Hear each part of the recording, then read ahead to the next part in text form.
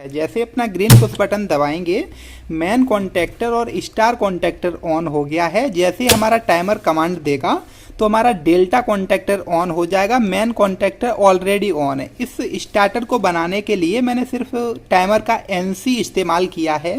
Proper तरीके से आपको समझाऊंगा और इस वीडियो को देखने के बाद आपके चेहरे पर एक स्माइल होगी और आप कहेंगे वाह यार मज़ा आ गया। इस वीडियो के अंदर आपको प्रॉपर तरीके से मैं वायरिंग करके दिखाऊंगा कॉन्टैक्टर टाइमर के साथ में कैसे हम वायरिंग करते हैं। प्रॉपर तरीके से आपको एनिमेशन से एक एक तार समझा दूंगा कि कौन सा तार कहाँ लगेगा। और इसी वीडियो को देखने के बाद दोस्त आप प्रॉपर तरीके से जो हमारा सिंगल लाइन डायग्राम होता है ना उसको देख करके अपने स्टार्टर की वायरिंग कर सकते हो। तो सबसे पहले हम ये समझ लेते हैं जो हमारा सिंगल लाइन डायग्राम होता है इसको हम टेक्निकल टर्म में टेक्निकल भाषा में की डायग्राम कहते हैं। अब अगर आपसे कभी इंटरव्यू में ये क्वेश्चन पूछ लिया जाए कि की डायग्राम क्या होता है तो आप 1 सेकंड में जवाब दे दोगे कि जो हमारा SLD जो सिंगल लाइन डायग्राम होता है इसी को हम टेक्निकल टर्म में की डायग्राम कहते हैं। और आप देखेंगे कि यहाँ मैंने एक वर्ड और यूज किया है पायलट सप्लाई। जो हमारी कंट्रोल सप्लाई होती है चाहे वो सिंगल फेज हो या फिर 3 फेज सप्लाई हो उसको हम टेक्निकल भाषा में पायलट सप्लाई कहते हैं। दोस्तों सबसे पहले बात करेंगे हम इसके पावर सर्किट डायग्राम की जो काफ़ी सिंपल होता है। आप 1 मिनट में इसको बनाना सीख जाएंगे। यहाँ देखेंगे तो मैंने 3 पोल MCB यूज किया है जो आप यहाँ देख सकते हैं। इसके ऊपर मैंने यहाँ फ्यूज का इस्तेमाल किया है जो मैंने आपको यहाँ नहीं दिखाया है। अगर आपके पास फ्यूज अवेलेबल है तो आप लगा सकते हैं। अगर फ्यूज अवेलेबल नहीं है तो कोई टेंशन वाली बात नहीं है, आप विदाउट फ्यूज के भी स्टार्टर बना सकते हैं। आगे देखेंगे तो यहाँ पर हमने 3 कॉन्टैक्टर दिखाए हैं, एक मेन कॉन्टैक्टर, डेल्टा कॉन्टैक्टर और स्टार कॉन्टैक्टर। स्टार कॉन्टैक्टर को पहचानने के लिए आप देखेंगे जिस भी स्टार्टर में देखेंगे स्टार कॉन्टैक्टर में ये तीनों ऊपर वाले पॉइंट एक दूसरे के साथ लूप होते हैं। यहाँ डेल्टा मैंने लिख के रखा हुआ है और यहाँ पर मेन कॉन्टैक्टर भी मैंने लिख के रखा है जो यहाँ देखेंगे। अब नीचे में R/B तीनों फेज दे देता हूँ जो आप देखेंगे मैंने यहाँ लगा के रखा हुआ है और यहाँ से आउट करके मैंने इधर लगा दिया है फ्यूज में। अब फ्यूज से आउट करके मैं अपना मेन कॉन्टैक्टर में ले जाऊँगा जैसे यहाँ है और मेन से ही उठा करके मैं अपना डेल्टा कॉन्टैक्टर में फेज दे दूँगा R/B।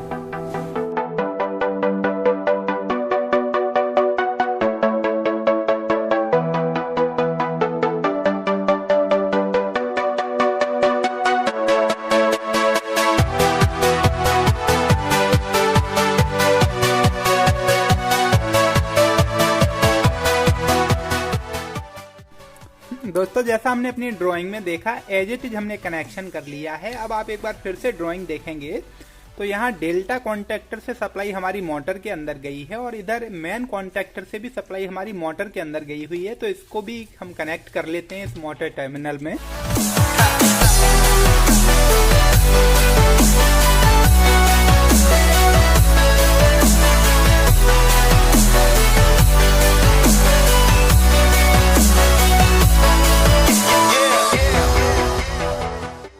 दोस्तों आपने पावर सर्किट डायग्राम समझ लिया है। अब मैं आपको यहाँ कंट्रोल सर्किट डायग्राम थोड़ा सा एनिमेशन से समझाता हूँ, उसके बाद मैं आपको प्रैक्टिकल समझाऊंगा। आप देखेंगे कि कंट्रोल के लिए यहाँ पर हमने एक डबल पोल का MCB लिया है। इसके नीचे वाले पॉइंट में हम न्यूट्रल और फेज दे देते हैं।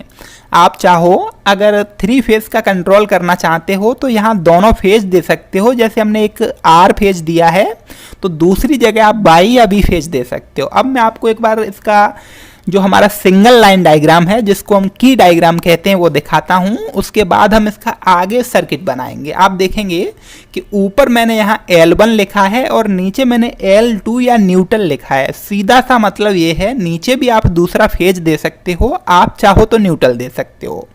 तो सबसे पहले हम वायरिंग करेंगे न्यूट्रल की। हमारा जो नीचे L2 लिखा हुआ है यहाँ न्यूट्रल भी है। यहाँ से न्यूट्रल गया है हमारा मेन कॉन्टैक्टर के अंदर और इधर आप देखेंगे तो यही न्यूट्रल हमारा डेल्टा कॉन्टैक्टर के अंदर गया हुआ है।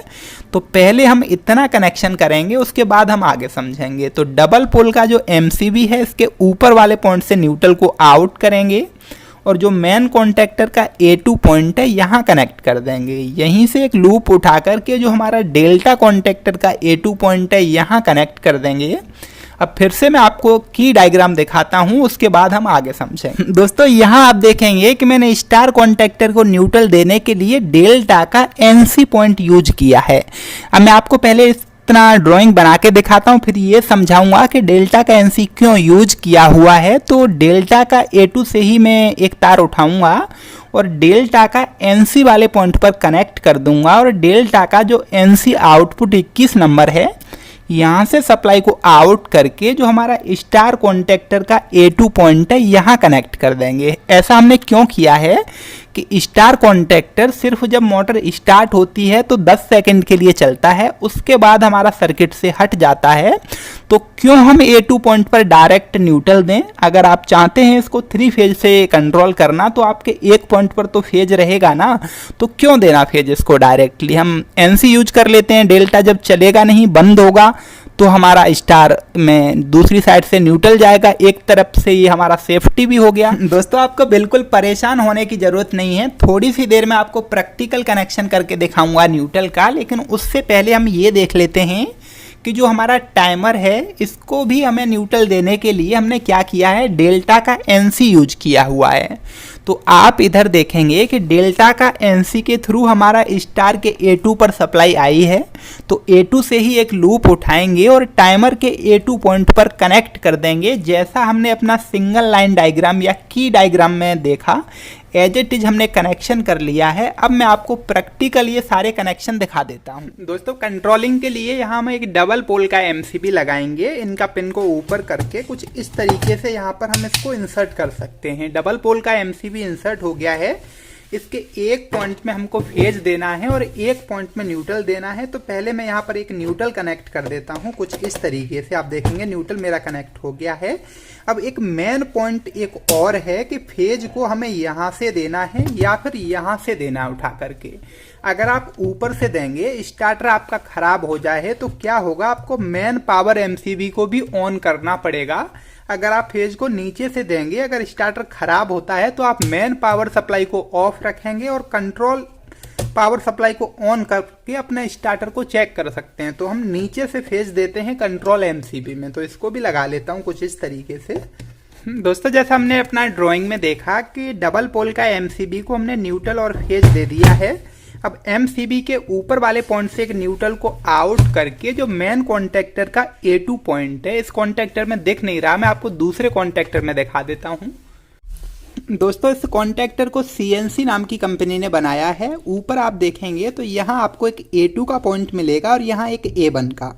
220 वोल्ट से हम इसको ऑपरेट करेंगे। अगर इसकी कॉइल के अंदर हम 220 या 230 वोल्ट देते हैं तो ये कॉन्टैक्टर ऑपरेट हो जाएगा। तो हम MCB से उठा करके न्यूट्रल मेन कॉन्टैक्टर के A2 पॉइंट में लगाएंगे और डेल्टा कॉन्टैक्टर के A2 पॉइंट में लगाएंगे।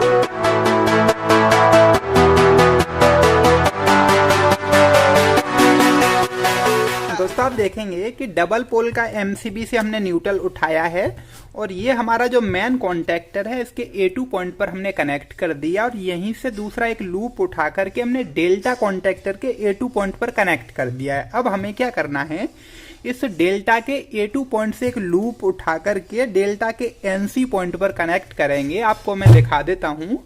जो हमारा कॉन्टैक्टर है इसमें यहाँ पर एक NO पॉइंट है और इधर एक NC पॉइंट है 21 नंबर, जैसा आप देख सकते हैं। इसका आउटपुट इधर है। इस कॉन्टैक्टर पे इस साइड में मेंशन किया गया है 13 और 14 नंबर NO है, 21 नंबर और 22 नंबर इसके NC पॉइंट हैं।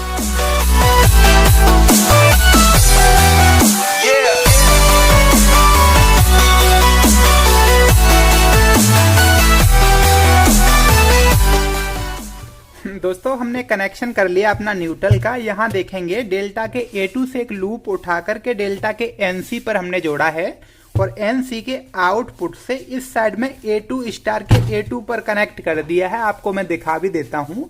आप देखेंगे तो यहाँ भी हमारा जो A2 और A1 पॉइंट है, तो दूसरी साइड में भी हमारा एक A2 पॉइंट होता है, तो इस साइड में कनेक्ट कर दिया मैंने। और आप देखेंगे यहीं से एक लूप उठा करके जो हमारा टाइमर है, इस टाइमर के भी A2 पॉइंट पर हमने कनेक्ट कर दिया है।